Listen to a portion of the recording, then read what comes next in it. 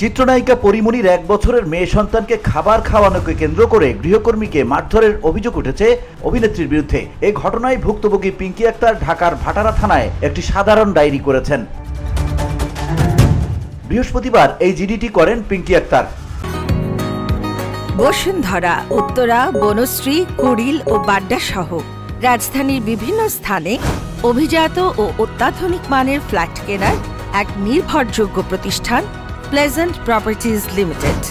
তাই আপনার স্বপ্নের আবাসনের জন্য আজই যোগাযোগ করুন।